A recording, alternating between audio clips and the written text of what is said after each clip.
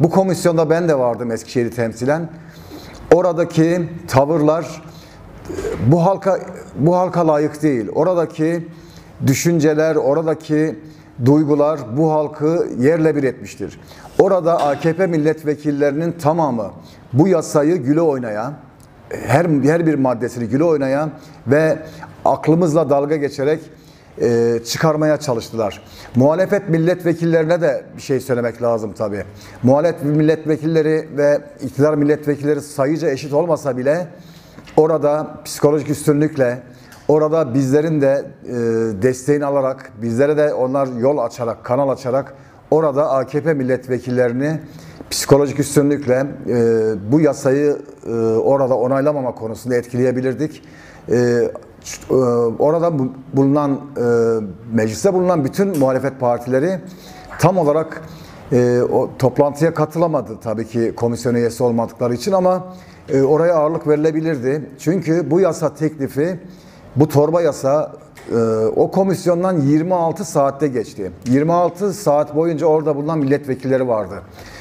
Ama gönül isterdi ki orada daha fazla milletvekiliyle bu yasa püskürtülmeliydi, yasa tasarısı, ve genel kurula gelmesi engellenmeliydi. Mülklerimizi acele kamulaştırma yöntemiyle bir takım şirketlere önceden söz verildiği gibi acele ile el konmaması için arazilerimize, ormanlarımıza, sularımıza çökülmemesi için bütün halkımızın bu konuda duyarlı olmasını istiyoruz.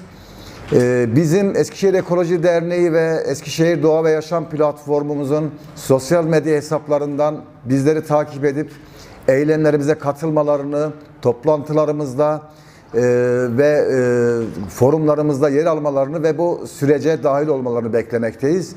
AKP iktidarı tabanına mesajlar vererek cari açıktan bahsediyor, milli servetten bahsediyor. AKP iktidarı madenleri açarak ormanlarımızı, tarım alanlarımızı diyor ki biz buradan zenginleşeceğiz. Biz de diyoruz ki yıllardır bu ülkede maden işletiliyor, madenler işletiliyor. 40 ton altın çıkardık deniyor.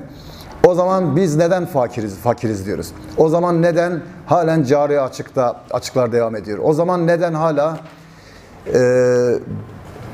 2025 yılı için planlanan 2 trilyon lira faiz ödüyoruz? Maden şirketlerin çıkarttıkları altınların %1,5'u hazineye kalıyor. Bu %1,5'un da üstüne eklenerek teşvik ve onlara karşılıksız kredi ve bazen de, hatta bazen demeyelim, daha fazla da vergi affı getirilerek zaten o %1,5'da oradan eritiliyor.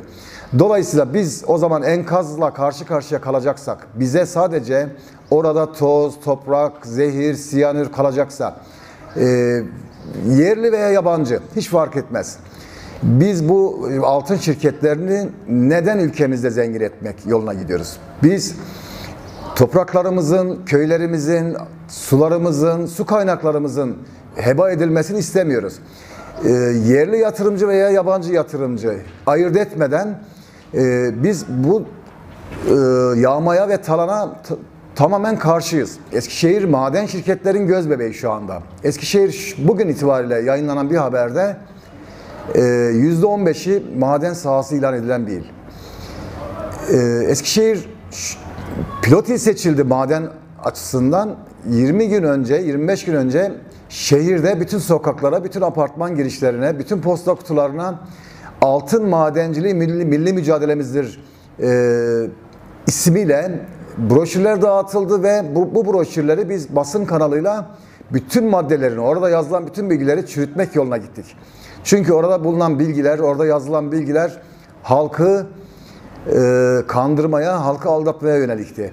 Eskişehir'de bu tür şirketlerin ve ismi, imzası bulunmadığı halde broşür dağıtması bizim meselemiz değil bu aynı zamanda. Bu mesele Eskişehir Valisi, Eskişehir Emniyeti'nin de meselesidir. Hiçbir kurum imzası olmadan, altında logosu, adresi olmadan bir tek broşür bile dağıtamıyor. Siyasi kurumlar özellikle bu tür bildiri ve afiş dağıtımına çıktığında çeşitli kabahatler, kanunları gerekçe gösterilerek zaman zaman üyelerimiz, arkadaşlarımız cezalandırılıyor. Ama bu tür şirketler posta kutularına izinsiz ve rızası alınmadan insanların kapısının önüne bu tür broşürleri koyduğunda Eskişehir Valiliği ve Emniyeti hiç harekete geçmedi.